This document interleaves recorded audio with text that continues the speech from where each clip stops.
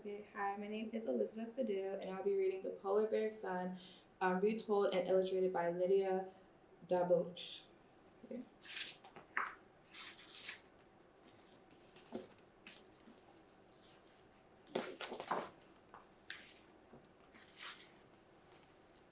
Way up north, all alone in a little hut at the edge of Inuit village, there lived an old woman. She had no family, no strong sons to hunt for her. The old woman tried to fend for herself by fishing and gathering seeds and berries, but often she was unsuccessful and had to depend on her neighbors for food. One day, out on the ice, the old woman found a little white polar bear cub. His mother must have been killed, the old woman thought. So she took him home.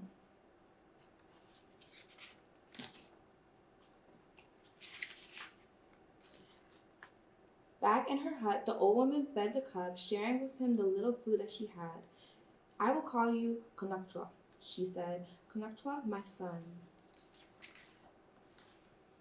Konaktra was happy with the old woman. He was friendly, round, and fluffy little bear, and the children of the village loved to play with him, tumbling and about sliding on the snow.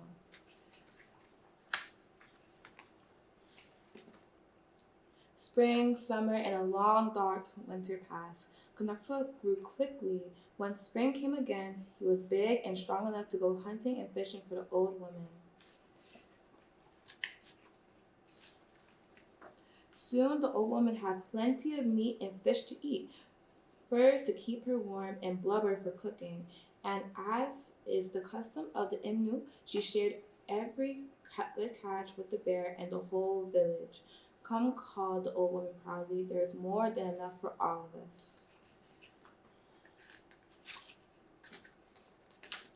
The villagers took the food, but in time the hunters grew angry because Konakwa was much better at hunting than they were, and they were jealous that the old woman had found such a good provider, and they decided to kill Konakwa. But the children overheard the hunters' plan and ran to warn the old woman.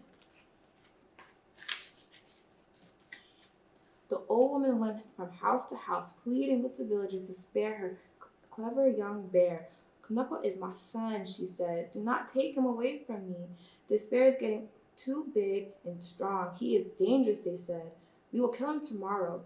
He will make a fine feast for the village, and his fur will keep us warm. The old woman rushed back home. She told Konakwa that he had to leave at once. Go, she said. Go quickly and do not come back. Crying bitterly, she begged him not to forget her.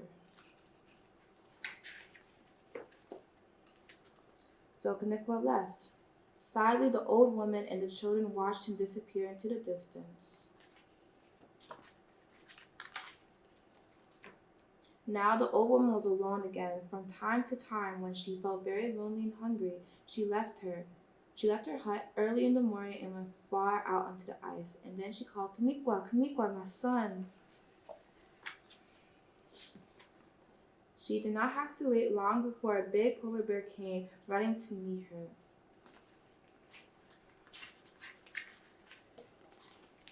It was Konakwa, big and strong and sleek and glossy. The old woman looked him over carefully, making sure he had not been injured. Then Konakwa brought his salmon and seal, and they ate some of it together, and the old woman took the rest home with her. This went on for many years, and up to this day, the Inuit tells the story of the faithful bear Konakwa and the old woman who brought him up. The end.